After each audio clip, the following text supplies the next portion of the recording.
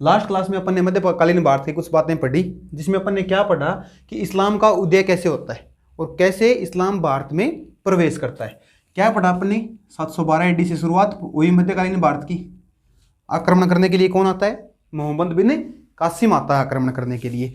वो आता है, उसके दो कारण बताए मैंने आपको। कौन कौन से कारण बताए? एक वास्तविक कारण और एक तात्कालिक कारण। वास्तविक कारण क्या था? वास्तविक कारण था भारत की आर्थिक संपन्नता था, है ना। जो पढ़ा था उसको एक बार रिवाइज कर लेते हैं। क्या था? भारत की आर्थिक संपन्नता था। और जो तात्कालिक कारण था, तात्कालिक कारण क्या था कि श्रीलंका के शासक ने कुछ उपहार भेजे थे और वो उपहार लूट लिए गए। कहां पर? देवल नामक बंदरगाह पर लूट लिए गए। दाहिर सेन ने मदद करने से क्या किया? मना कर दिया। इसी वजह से अल हज्जाल जो अरब के शासक थे, उनको आदेश दिया खलीफा ने आक्रमण करने के लिए भारत के ऊपर या सिंध के ऊपर। आक्रमण करने के लिए अल हज्जाल भेजता है अपने दामाद या अपने भतीजे को, जिसका नाम क्या था? मोहम्मद बिन कासिम नाम था। क्या नाम था? मोहम्मद बिन कासिम नाम था भाई। क्या नाम था? मोहम्मद बिन कासिम नाम था। मोहम्मद बिन कासिम एक 17-18 साल का लड़का था जो आक्रमण करने के लिए भारत में आता है, सिंध पर आक्रमण करता है। और पहला सफल आक्रमण होता है, ये अरब आक्रमण होता है, जो पहला सफल आक्रमण होता है। दाहिर सेन को पराजित कर देता है। युद्ध भूमि में दाहिर सेन की और उसके पुत्र जयसिंह की मृत्यु हो जाती है। अपन ने पढ़ा था इसकी जानकारी कहां से मिलती है। जानकारी अपने को कहां से मिलती है? चचनामा से मिलती है। चचनामा नामक कोई पुस्तक थी, वहां से जानकारी मिलती है। उसके बाद मैंने बताया कि दो सभ्यताएं यहाँ पे रहती हैं, तो दो सभ्यताओं में क्या होता है? सांस्कृतिक समन्वय स्थापित होता है। युद्ध की थोड़ी बात करें तो युद्ध में मैंने आपको बताया था कि बौद्ध भिक्षु क्या करते हैं? मदद करते हैं मोहम्मद बिन कासिम की। जब आक्रमण करता है मोहम्मद बिन कासिम, तो बौद्ध भिक्षु किसकी मदद करते हैं? मोहम्मद बिन कासिम की मदद करते हैं। कुछ बातें जो कल अपन ने छोड़ दी थी कि मोहम्मद बिन कासिम भारत में आता तो मकतब स्थापित करता। क्या मकतब? प्राथमिक शिक्षा केंद्र।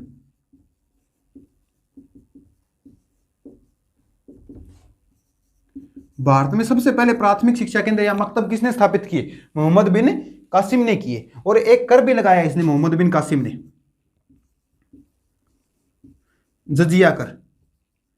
ये जजिया कर सबसे पहले किसने लगाया? मोहम्मद बिन कासिम ने लगाया। और ये गैर मुसलमानों पर लगने वाला वो था, क्या था? कर था, जो सिर्फ गैर मुसलमानों पर लगाया जाता था। ब्राह्मणों पर, शूद्रों पर, अन्य सभी पर लगाया जाता था, मुसलमानों को छोड़कर। अब इसके पीछे मकसद तो क्या था कि ये लोग कर से डरकर क्या करें? इस्लाम कबूल कर लें। इस्लाम कबूल कर लें मतलब धर्म का प्रचार प्रसार करना चाहते थे। लेकिन जब अपन पढ़ते हैं कि ये किस प्रकार का कर था, तो ये एक राजनीतिक कर था, न कि धार्मिक कर। अगर क्वेश्चन पूछा जाए कि जजिया कर किस प्रकार का कर था, तो ये धार्मिक कर नहीं था, ये क्या था? राजनीतिक कर था। लेकिन इसके पीछे जो मकसद था वो क्या था? धर्म से संबंधित था। ठीक है, तो ये बातें कल अपने छोड़ दी थी बीच में कि किसने? मोहम्मद बिन कासिम ने सबसे पहले मकतब स्थापित किए और जजिया कर लागू किया। उसके बाद अपन ने क्या पढ़ा था कि मोहम्मद बिन कासिम यहाँ पे आता है तो दो सभ्यताएं होती हैं, एक अरब सभ्यता और एक भारतीय सभ्यता। जो आक्रमण करने के लिए आते हैं, कुछ लोग आते हैं अरब देशों से आते हैं, उनकी सभ्यताएं अलग होती हैं, संस्कृति अलग होती है, भारतीय संस्कृति अलग होती है। उन दोनों के बीच में क्या स्थापित होता है? समन्वय स्थापित होता है। क्या स्थापित होता है? समन्वय स्थापित होता है। उसके बारे में मैंने बताया आपको कि क्या समन्वय स्थापित होता है और कैसे कैसे क्या क्या चीजें जो सीखी जाती हैं अरब से जो लोग आए थे उनके द्वारा भारतीयों से। क्या सीखते हैं भाई? सबसे पहले सीखते हैं दशमलव प्रणाली। क्या सीखते हैं? दशमलव प्रणाली। दशमलव। और क्या बोलते हैं इसको? हिंदसा बोलते हैं। अरब देशों में जाकर क्या बोलते हैं? हिंदसा। तो पहला क्वेश्चन तो यही बन जाता है कि भाई जो अरब देशों से लोग आए वो भारत से एक दशमलव प्रणाली सीख कर गए, तो उन्होंने अरब देशों में इसको क्या बोला? हिंदसा बोला। क्या बोला? हिंदसा बोला। इससे रिलेटेड दो क्वेश्चन और बनते हैं। एक तो जो अरब देशों से लोग आए थे, उन्होंने ये हिंदसा सीखी किससे? मतलब दशमलव प्रणाली सीखी किससे? तो सीखी उन्होंने माणिक्य नामक विद्वान से। माणिक्य से सीखी। और इसको अरब देशों में प्रसिद्ध किसने किया? अरब देशों में प्रसिद्ध किया अल खवारिज्मी ने। किसने किया? अल खवारिज्मी ने। अल खवारिज्मी क्या करता है? इसको अरब देशों में प्रसिद्ध कर देता है। ठीक है, और क्या पढ़ा अपन ने? 4 पुस्तकें पढ़ी। पंचतंत्र, इसका भी अरबी में अनुवाद किया गया। कुछ पुस्तकों का क्या किया? अरबी में अनुवाद किया गया। पंचतंत्र का अनुवाद करके क्या नाम रखा गया इसका? इसका नाम रखा गया कलीला व दीमना। कलीला व दीमना नाम रखा गया। एक चरक संहिता का अनुवाद किया गया, लेकिन नाम नहीं बदला गया। ब्रह्मगुप्त की 2 पुस्तकें थी। ब्रह्मगुप्त की 2 पुस्तकें थी। कौन सी?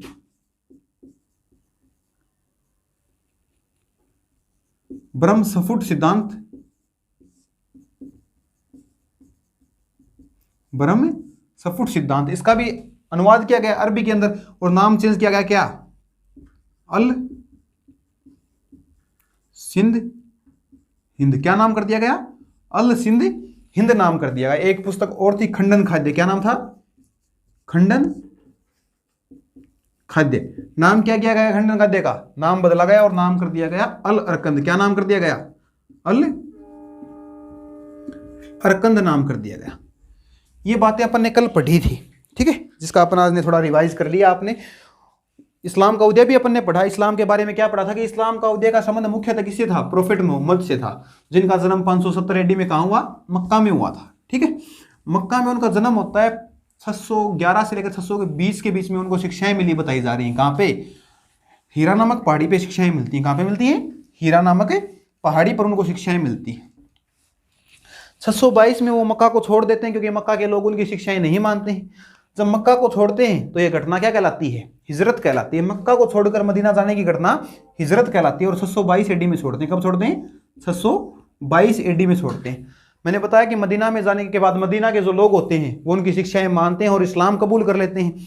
फिर 630 AD में क्या करता है, आक्रमण करते हैं। मोहम्मद साहब क्या करते हैं, आक्रमण कर देते हैं 630 AD के अंदर। किस पर, मक्का पर आक्रमण करते हैं और मक्का के लोगों से इस्लाम कबूल करवा लेते हैं। ठीक है, उसके बाद अपन ने पढ़ा कि 632 AD में क्या होता है, डेथ हो जाती है मोहम्मद साहब की। और 570 AD में क्या पढ़ा था अपन ने, मोहम्मद साहब का जन्म पढ़ा था।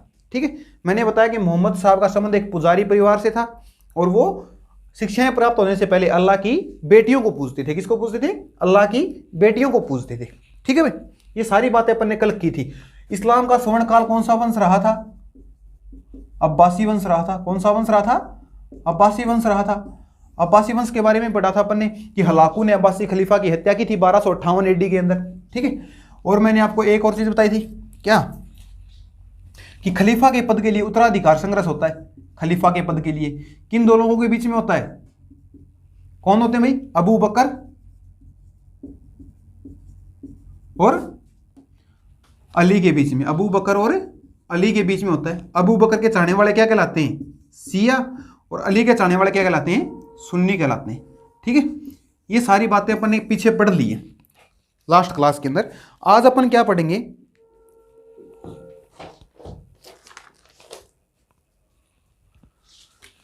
आज अपन पढ़ेंगे तुरक आक्रमण। कौन से आक्रमण, तुरक आक्रमण।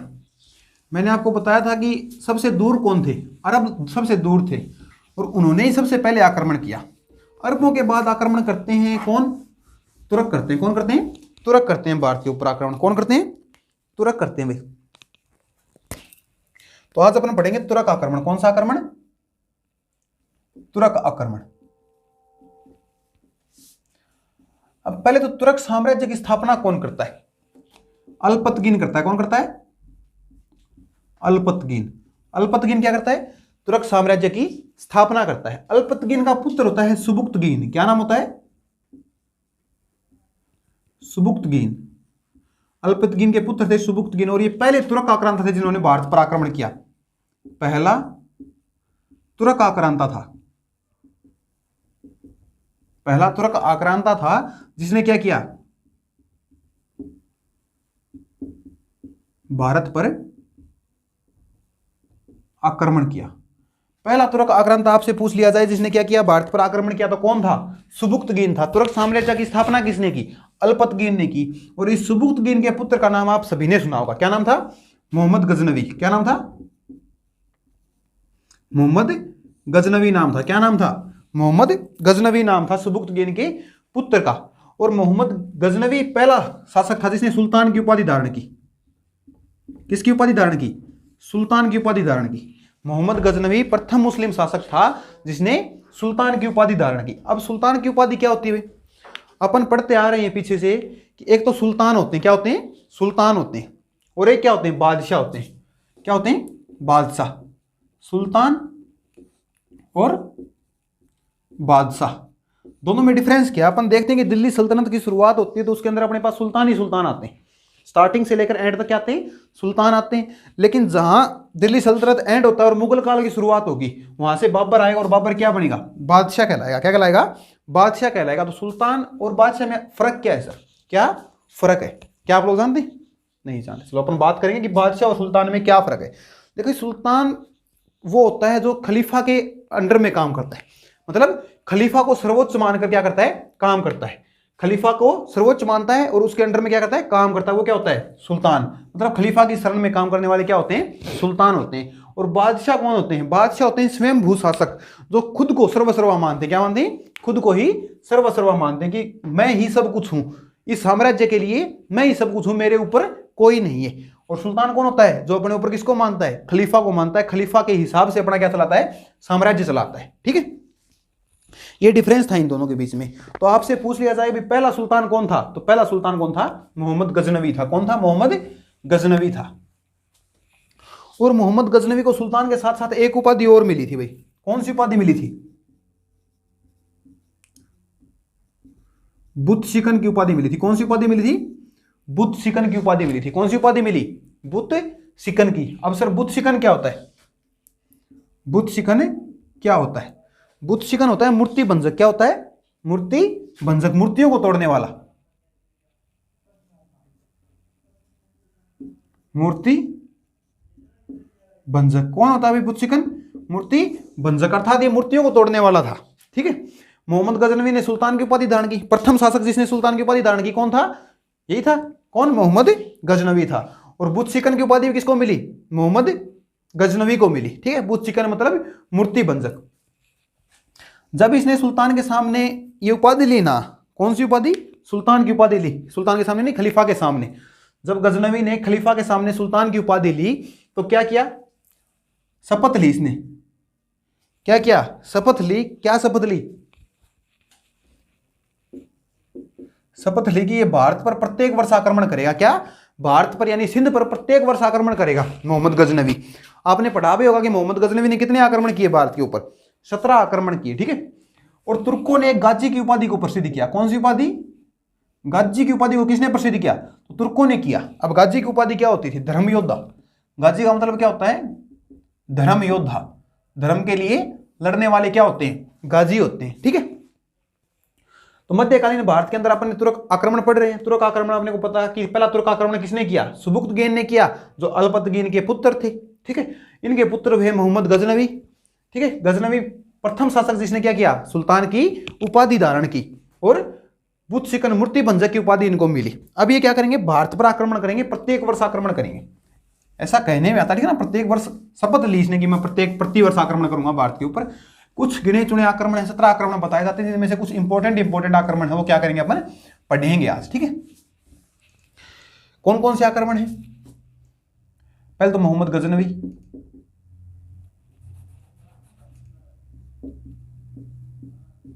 ठीक है, क्या, मोहम्मद गजनवी पहला आक्रमण कब करेगा, 1000 AD के अंदर करेगा। कब करेगा, 1000 AD में करेगा मोहम्मद गजनवी पहला आक्रमण। ठीक है, कहां पे करेगा, वेहिंद में करता है। कहां पे करता है, वेहिंद में। और वेहिंद के शासक होते हैं जयपाल। कौन होते हैं, जयपाल होते हैं। अब इतिहास में तो पढ़ाया जाता है कि क्या, इसे मोहम्मद गौरी आक्रमण करता है किसके ऊपर, नहीं, गजनवी आक्रमण करता है वेहिंद के शासक जयपाल के ऊपर। लेकिन कई जगह पे पढ़ने को मिलता है कि जयपाल आक्रमण करता है किसके ऊपर, मोहम्मद गजनवी के ऊपर। वो अपनी सेना को भेजता है आक्रमण करने के लिए, लेकिन आक्रमण क्या होते हैं, असफल होते हैं।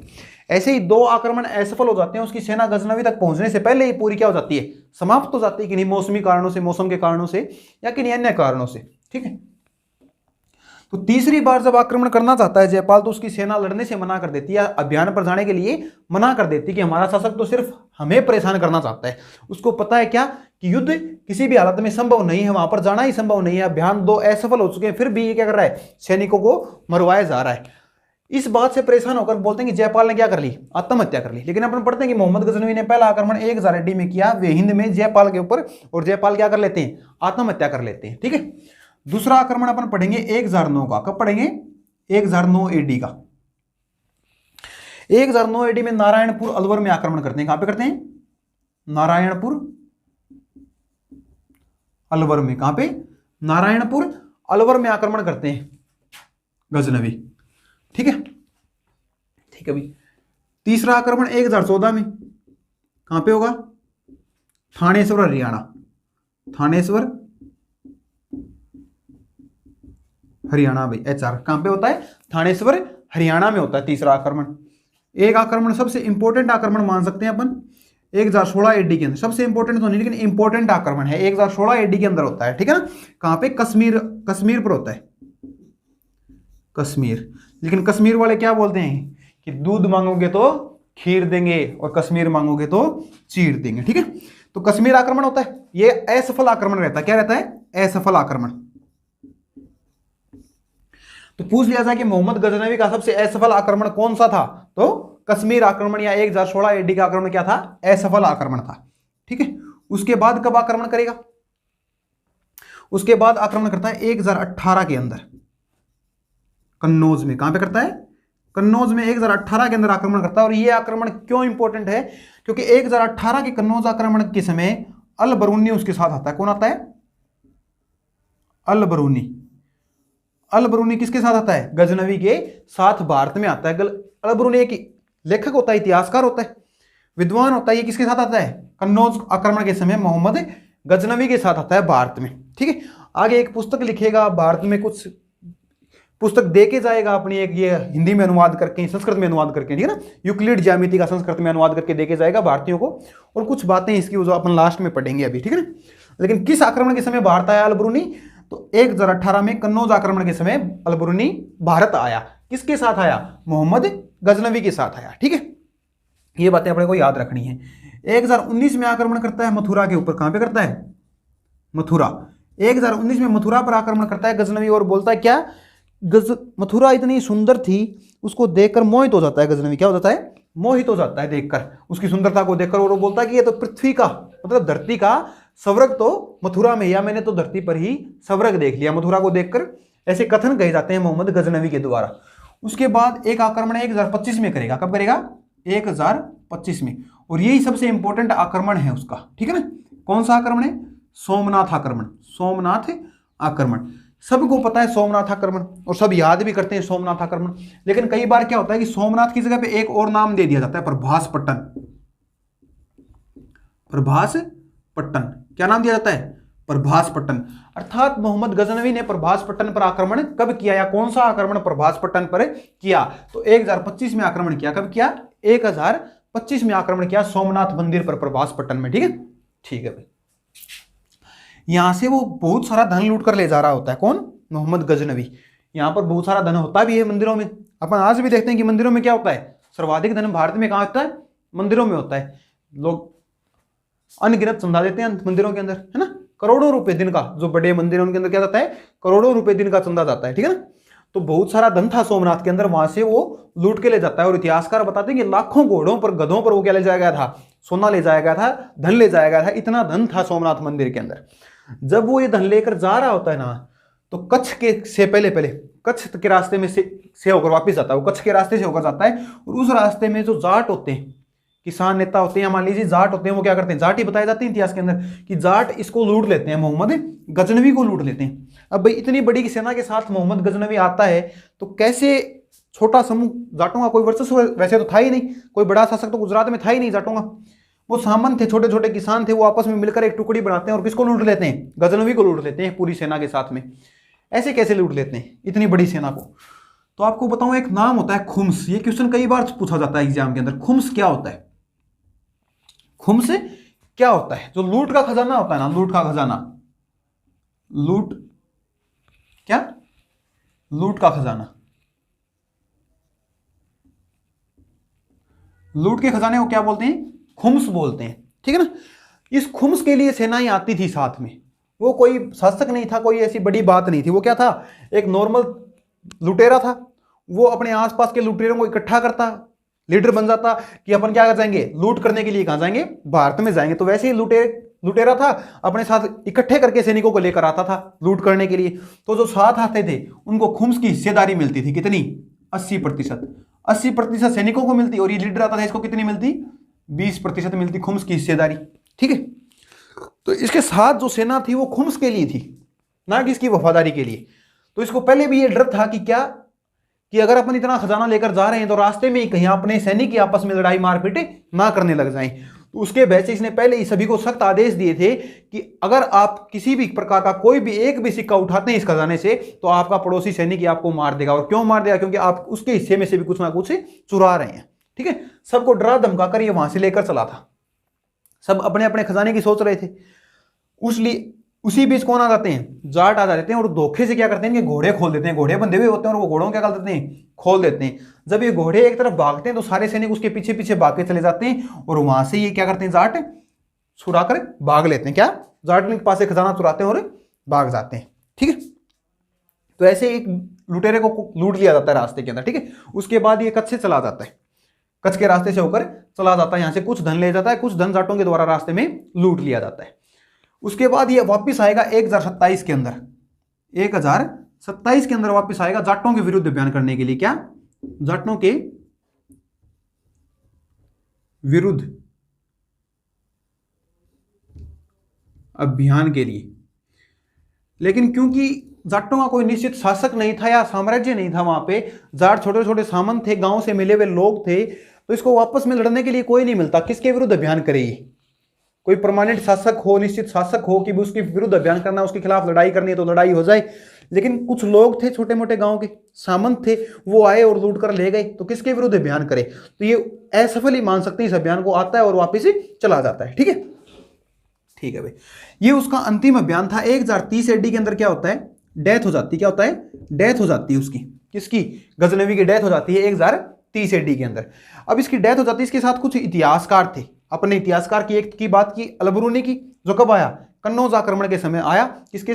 1018 में कन्नौज आक्रमण के समय इसके साथ आया, गजनवी के साथ। अब अलबरूनी क्या क्या करेगा वो बातें अपन आगे पढ़ेंगे। ठीक है, तो कुछ इतिहासकार और उनकी कुछ पुस्तकें याद रख सकते हैं अपन मोहम्मद गजनवी के साथ, या मोहम्मद गजनवी से वो जो रिलेटेड है वो। ठीक है ना?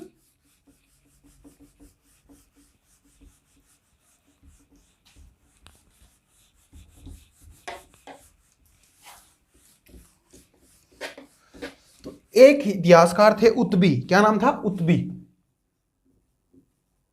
उत्बी नाम था। ठीक है, एक और इतिहासकार हुए जिनका नाम क्या था? फिरदौसी। क्या नाम था?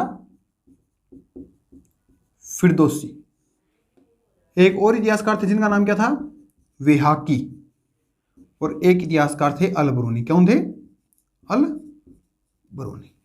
जैसे अपन ने क्या पढ़ा? मोहम्मद बिन कासिम के आक्रमण के समय 4 या 5 पुस्तकें पढ़ी, हिंदसा पढ़ी, वैसे इसके इतिहासकार याद रखने पड़ेंगे और उनके साथ जो पुस्तकें हैं ना वे पुस्तकें याद करनी पड़ेंगी। अलबरूनी लिखता है तहकीक ए हिंद, तहकीक ए हिंद। क्या? तहकीक ए हिंद लिखता है अलबरूनी। ठीक है, वेहाकी 2 पुस्तकें लिखता है। कितनी पुस्तकें लिखता है? 2 पुस्तकें लिखता है। एक तारीख ए सुबुक्तगीन। क्या? तारीख ए सुबुक्तगीन। और एक लिखता है तारीख ए मसूदी। क्या? तारीख ए मसूदी। ठीक है, तारीख ए सुबुक्तगीन और तारीख ए मसूदी। अब ये सुबुक्तगीन कौन था? सुबुक्तगीन पिता था गजनवी का, और मसूदी कौन था? मसूदी गजनवी का बेटा था। ठीक है ना? तो एक पुस्तक तो लिखी पिता के नाम से और दूसरी पुस्तक लिखी उसके बेटे के नाम से, और वर्णन किसका किया गया? मोहम्मद गजनवी का किया गया। तो ये शैली थी एक लिखने की। क्या थी? एक शैली थी। और इस शैली का लेखक था एक पेप्पस। कौन था? पेप्पस। तो एक अंग्रेज इतिहासकार हैं, वो वेहाकी को क्या कहते हैं? पूर्व का पेप्पस कहते हैं। क्या कहते हैं? पूर्व का पेप्पस कहते हैं। कौन कहते हैं? लेनपूल। कौन कहते हैं? लेनपूल। अंग्रेज इतिहासकार लेनपूल थे। वो वेहाकी को उनकी लिखने की शैली के कारण क्या बोलते हैं? पूर्व का पेप्पस बताते हैं। क्या बताते हैं? पूर्व का पेप्पस बताते हैं। उसके बाद आते हैं फिरदौसी। इन्होंने पुस्तक लिखी शाहनामा। कौन सी पुस्तक लिखी? शाहनामा। और ये शाहनामा जो पुस्तक थी ना, ये क्या है? ईरान का राष्ट्रीय ग्रंथ है। ईरान का राष्ट्रीय ग्रंथ है। क्या है? ईरान का राष्ट्रीय ग्रंथ है। फिरदौसी एक पुस्तक लिखते हैं। कौन सी? शाहनामा। ईरान का राष्ट्रीय ग्रंथ है। वेहाकी ने 2 पुस्तकें लिखी, तारीख ए सुबुक्तगीन और तारीख ए मसूदी। यह लिखने की एक शैली थी विशेष, जिसके प्रसिद्ध इतिहासकार पेप्पस हुए। तो लेनपूल जो एक अंग्रेजी इतिहासकार थे, उन्होंने वेहाकी को क्या बताया? पूर्व का पेप्पस बताया। क्वेश्चन पूछा जा सकता है कि वेहाकी को पूर्व का पेपस किसने बताया? किसने बताया? लेनपूल ने बताया, ठीक है ना। वेहाकी को पूर्व का पेपस किसने बताया? लेनपूल ने बताया। या लेनपूल ने पूर्व का पेपस किसको बताया? वेहाकी को बताया, ठीक है। वेहाकी की 2 पुस्तकें बताइए, 2 पुस्तकें अपन याद रख सकते हैं। अब आते हैं उत्बी। उत्बी की एक पुस्तक थी किताब उल यामिनी। किताब उल यामिनी कौन सी पुस्तक थी? किताब उल यामिनी। ये 4 इतिहासकार मुख्य रूप से याद करने, और इनमें भी मुख्य रूप से कौन याद करना है? अलबरूनी याद करना है, जो 1018 के कन्नौज आक्रमण के समय, कन्नौज आक्रमण के समय क्या आया? भारत आया। किसके साथ आया? मोहम्मद गजनवी के साथ आया। एक बात जो अपन ने शुरुआत में पढ़ी वो आपको याद रखनी है कि मोहम्मद गजनवी वो प्रथम शासक था जिसने सुल्तान की उपाधि धारण की। कौन था? प्रथम शासक जिसने सुल्तान की उपाधि धारण की। और इन्होंने एक उपाधि को प्रसिद्ध किया। कौन सी उपाधि? गाजी की उपाधि को। गाजी का मतलब क्या होता है? धर्म योद्धा। तुर्कों ने प्रसिद्ध किया उसको। और गजनवी, इसको एक उपाधि और मिली थी। कौन सी? बुद्ध शिकन की। कौन सी उपाधि मिली थी? बुद्ध शिकन की। तो ये चीजें आपको याद रखनी है। बुद्ध शिकन मतलब मूर्ति भंजक, ठीक है ना। अब अलबरूनी भारत में आता है और पुस्तक लिखता है तहकीक हिंद। इस पुस्तक के अंदर अलबरूनी चर्चा करता है किसके बारे में? जो भारत में प्रथाएं चल रही होती हैं, स्त्री प्रथा, बाल विवाह प्रथा या और भी अन्य प्रथाएं होती हैं, उनकी क्या करता है? चर्चा करता है। ये एक ज्ञाता था, बहुत बड़ा ज्ञाता था, जिसने ज्योतिष शास्त्र की शिक्षा ली। कौन सी शिक्षा ली? ज्योतिष शास्त्र की शिक्षाएं प्राप्त की बनारस से। कहां से प्राप्त की? बनारस से। और बनारस में ये शिक्षाएं प्राप्त करने के बाद इसने कुछ देना चाहा अपने गुरुओं को गुरु दक्षिणा के रूप में। तो क्या देगा गुरु दक्षिणा के रूप में? गुरु दक्षिणा के रूप में ये यूक्लिड ज्यामिति का, यूक्लिड ज्यामिति जो मैथ्स में 9th क्लास में पढ़ाई जाती है, यूक्लिड ज्यामिति का हिंदी में, संस्कृत में अनुवाद करता है। किस में अनुवाद करता है? संस्कृत में अनुवाद करता है। यूक्लिड नाम ज्यामिति नाम की कोई पुस्तक होती है, उसका किस में अनुवाद करता है? संस्कृत में अनुवाद करता है। कौन? अलबरूनी, ठीक है। अलबरूनी एक कथन कहता है। क्या कथन कहता है? कि भारतीय विद्वान तो हैं, कि भारतीय विद्वान तो हैं लेकिन कूप मंडूक हैं। कूप मंडूक है मतलब कुएं के मेंढक हैं। इसका मतलब क्या हुआ? अभी कुएं के मेंढक हैं। चलो थोड़ी हिंदी भी पढ़ लेते हैं, है ना। हिंदी के अंदर मुहावरे आपसे पूछे जाते हैं, अपन स्टेट गवर्नमेंट के एग्जाम देने के लिए जाते हैं तो क्या? कि कुएं का मेंढक होना या कूप मंडूक होना, मुहावरे का अर्थ क्या है? तो इसका अर्थ है भाई सीमित ज्ञान वाला होना। सीमित ज्ञान वाला। क्या? सीमित ज्ञान वाला। अर्थात मेंढक जिस कुएं में होता है तो मेंढक क्या सोचता है कि इस कुएं के अंदर जो पानी है ना, वही ब्रह्मांड का सबसे ज्यादा पानी है। इस कुएं से ज्यादा पानी पूरी दुनिया में कहीं पे है ही नहीं। वो क्यों सोचता है ऐसा? क्योंकि उसको सीमित ज्ञान होता है, सिर्फ कुएं का ही ज्ञान होता है, वो कुएं के अंदर ही होता है, ठीक है। तो कूप मंडूक का मतलब क्या था? सीमित ज्ञान वाला होना। अब अलबरूनी ऐसी बात क्यों बोलेगा? उसने भारतीयों को कूप मंडूक क्यों बताया? अलबरूनी ने भारतीयों को कूप मंडूक बताया क्योंकि आर्यभट्ट बता के गए भारतीयों को पृथ्वी कैसी है? गोल है। आर्यभट्ट एक विद्वान हुए, उन्होंने कहा कि पृथ्वी कैसी है? पृथ्वी गोल है। लेकिन अलबरूनी मानता था कि पृथ्वी चपटी है। आज भी इस्लाम के जितने धार्मिक पुस्तकें हैं उनके अंदर बताया जाता है पृथ्वी कैसी है? चपटी है। लेकिन आर्यभट्ट ने बताया था पृथ्वी कैसी है? गोल है। पृथ्वी कैसी है? गोल है।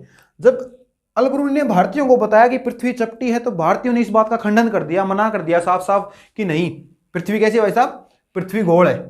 आर्यभट्ट साहब बता के गए थे हमें। आर्यभट्ट ने हमें बताया था कि पृथ्वी गोल है और हम तो उन्हीं की मानेंगे कि पृथ्वी कैसी है? गोल है, पृथ्वी चपटी नहीं है।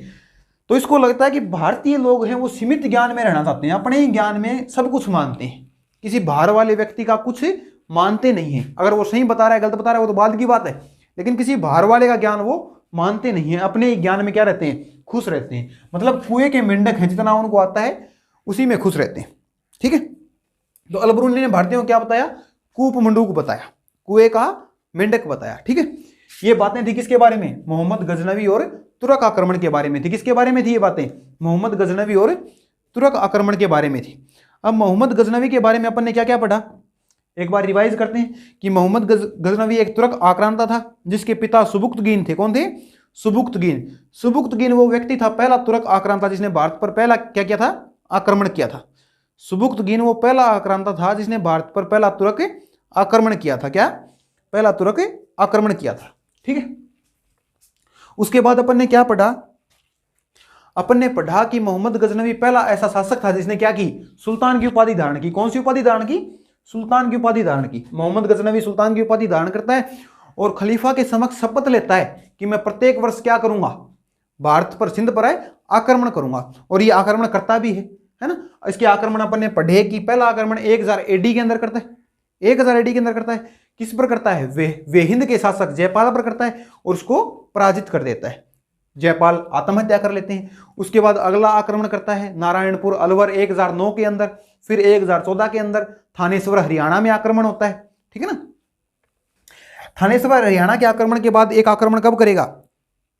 1014 के अंदर होता है ना थानेश्वर हरियाणा में। फिर आता है 1016 में कश्मीर आक्रमण। और मैंने आपको बताया कि कश्मीर वाले क्या बोल देते हैं, कश्मीर वाले उसको साफ साफ बोल देते हैं कि दूध मांगोगे तो खीर देंगे और कश्मीर मांगोगे तो चीड़ देंगे, ठीक है। क्या बोलते हैं? दूध मांगोगे तो खीर देंगे और कश्मीर मांगोगे तो चीड़ देंगे।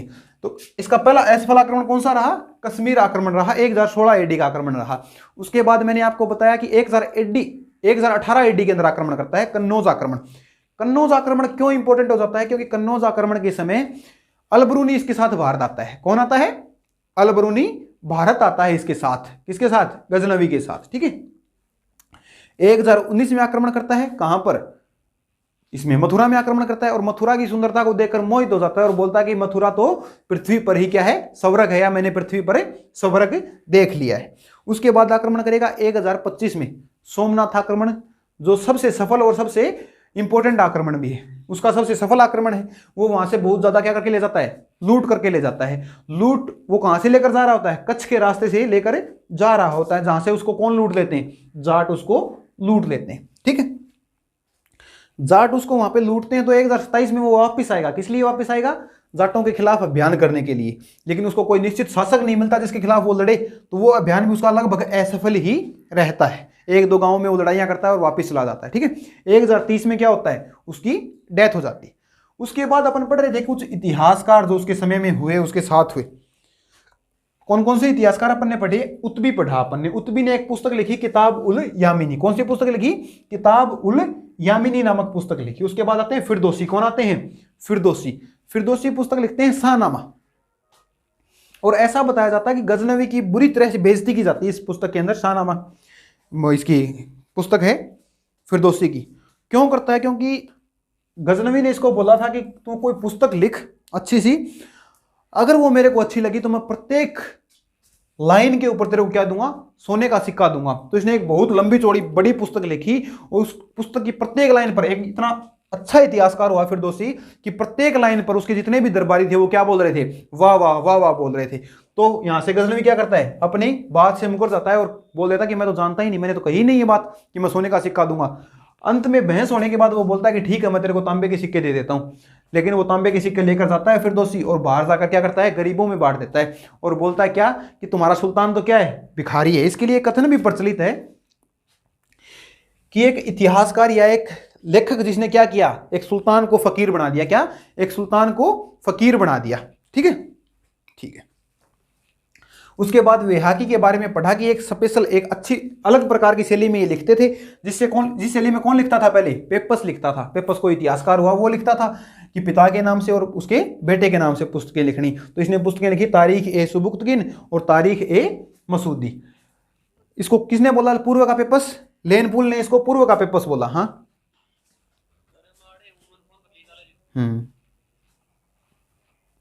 लेनपुल ने क्या बोला? इसको पूर्व का पेपस बोला। लेनपुल ने इसको क्या बोल दिया भाई? पूर्व का पेपस बोल दिया। किसको बोल दिया? वेहाकी को बोल दिया। अब अलबरूनी आता है। मैंने आपको बताया कि अलबरूनी कब आया भारत में? अलबरूनी भारत में आया कन्नौज आक्रमण के समय 1018 के अंदर आता है। 1018 के अंदर अलबरूनी आता है और कौन सी पुस्तक लिखता है? तहकीक ए हिंद लिखता है। ज्योतिष शास्त्र की शिक्षाएं प्राप्त करता है। कहां से? बनारस से प्राप्त करता है। कहां से प्राप्त करता है? बनारस से प्राप्त करता है, ठीक है। अब ज्योतिष शास्त्र की शिक्षा प्राप्त करता है तो गुरु दक्षिणा के रूप में क्या देके जाता है अपने गुरुओं को? एक पुस्तक का संस्कृत में अनुवाद करके देके जाता है। वो कौन सी पुस्तक थी? वो कौन सी पुस्तक थी? यूक्लिड ज्यामिति। कौन सी पुस्तक थी? यूक्लिड ज्यामिति नामक पुस्तक थी, ठीक है। ये सारा किसके बारे में था? मोहम्मद गजनवी के बारे में था, ठीक है। ये हो गए तुर्क आक्रमण। तो अपन ने 2 क्लासेस ली। 2 क्लासेस में अपन ने क्या पढ़ा? इस्लाम का उदय पढ़ा। फिर अपन ने पढ़ा कि सबसे पहले आक्रमण किसने किया? तो अरबों ने आक्रमण किया, मोहम्मद बिन कासिम ने आक्रमण किया। उसके बारे में अपन ने पढ़ा। आज अपन ने चर्चा की जजिया कर की। किसकी चर्चा की? जजिया कर की। अब जजिया कर क्या था? जजिया कर एक राजनीतिक कर था जो गैर मुस्लिमों पर लगाया जाता। किस पर लगाया जाता? गैर मुस्लिमों पर। सबसे पहले किसने लागू किया? मोहम्मद बिन कासिम ने लागू किया उसको, ठीक है। सबसे पहले भारत में मकतब स्थापित किए, प्राथमिक शिक्षा केंद्र स्थापित किए, ठीक है। और बाकी बातें तो अपन पिछली क्लास में उसमें पढ़ ही चुके थे कि बौद्ध भिक्षुओं ने उसकी मदद की, जानकारी युद्ध की चचनामा में मिलती है, दाहिर सेन की मृत्यु हो जाती है, सांस्कृतिक समन्वय स्थापित होता है, कुछ पुस्तकों का अरबी में अनुवाद किया जाता है। वे सारी चीजें अपन ने पढ़ी। आज अपन ने गजनवी के बारे में पढ़ा और उसका भी अपन ने क्या किया? रिविजन कर लिया। गजनवी को कौन सी उपाधि मिली? बुद्ध शिकन की उपाधि मिली। कौन सी उपाधि? बुद्ध शिकन की। प्रथम सुल्तान कौन थे? मोहम्मद गजनवी थे, ठीक है। भारतीयों को कूप मंडूक किसने बताया? अल बरूनी ने बताया। किसने बताया? अल बरूनी ने बताया। ये सारी बातें अपन ने क्या की? पढ़ी। अब इन बातों को आप साथ साथ याद करते रहेंगे तो आपको क्या होगा? फायदा होगा भाई। साथ साथ आपको क्या करनी है? बातें याद करनी है, ठीक है ना। याद करते रहेंगे तो क्या होगा? आपको ये सारी बातें याद रहेंगी तो इंपॉर्टेंट चीजें आप याद कर लीजिए, ज्यादा चीजें मत याद कीजिए। मैंने आपको बताया कि हिंदसा को किसने प्रसिद्ध किया? अल खवारिज्मी ने प्रसिद्ध किया था। और उसको सिखाया किसने? अरब देशों में माणिक्य ने सिखाया था। तो आप माणिक्य का नाम भूल जाते हैं ना, बड़ी बात नहीं है। लेकिन अगर आप अल खवारिज्मी भूल जाते हैं तो वो क्या है? इंपॉर्टेंट है, ठीक है ना। अल खवारिज्मी आपको क्या रखना है? याद रखना है। एक बात आपको याद रखनी है कि जो प्रथम आक्रमण हुआ 712 AD का, उसकी जानकारी हमें कहां से मिलती है? तो जानकारी हमें कहां से मिलती है? जानकारी हमें मिलती है चचनामा नामक पुस्तक से। कहां से मिलती है? चचनामा नामक पुस्तक से मिलती है, ठीक है। ये सारी बातें अपन ने कर ली। अब एक वही लास्ट में एक लाइन बोलना चाहूंगा आपके लिए, सबके लिए याद रखना, और ये लाइन आपके दिल में लगनी चाहिए जाके, ठीक है ना, कि आप याद कर सकें इन चीजों को और पढ़ सकें। क्या? कि कुछ एक अरसा फिजूल करना पड़ता है, कुछ एक अरसा फिजूल करना पड़ता है पल भर में आग लगाने के लिए। कुछ एक अरसा फिजूल करना पड़ता है पल भर में आग लगाने के लिए, और एक उम्र गंवानी पड़ती है, एक उम्र गंवानी पड़ती है ता उम्र सुकून पाने के लिए। क्या बोलना चाह रहा है? कि भाई आपको मेहनत करनी पड़ी होगी, एक समय आपको बिताना पड़ेगा। क्या? एक समय आपको बिताना पड़ेगा ताकि आप क्या कर सको? एग्जाम में एकदम से आग लगा सको। आप सोचोगे कि पढ़ाई तो आपने की नहीं और एग्जाम में आग लग जाए, तो एग्जाम में आग नहीं लगेगी। आपको एक अरसा फिजूल करना पड़ेगा पल भर में आग लगाने के लिए, और क्या करना पड़ेगा? आपको अरसा फिजूल करना पड़ेगा और चीजें याद करनी पड़ेंगी, ठीक है। ठीक है भाई, आज की क्लास यहीं पे समाप्त करते हैं। कल अपन पढ़ेंगे तुर्क आक्रमण, ये अरब पढ़ लिए, तुर्क पढ़ लिए। कल क्या पढ़ेंगे? कल अपन पढ़ेंगे ये अफगानिस्तान के आक्रमण। कौन से आक्रमण? अफगान आक्रमण। अफगान आक्रमण कौन करेगा? गोरी करेगा। कौन करेगा? गोरी, जिसका वास्तविक नाम तो मोहम्मद बिन साम था। क्या नाम था? मोहम्मद बिन साम था। मोहम्मद बिन साम था और गौर प्रांत से था, उसको क्या बोलते थे? गोरी बोलते थे। कहां से था वो? गौर प्रांत से, इसलिए क्या बोलते थे उसको? गोरी बोलते थे, ठीक है। आगे की बातें अपन क्या करेंगे भाई? नेक्स्ट एपिसोड में करेंगे, जानेंगे कैसे गोरी आता है और कौन कौन से आक्रमण करता है। गोरी ही क्या करता है? गोरी के साथ ही कोई ना कोई आता है गुलाम, और वो क्या करेगा? गुलाम वंश की स्थापना।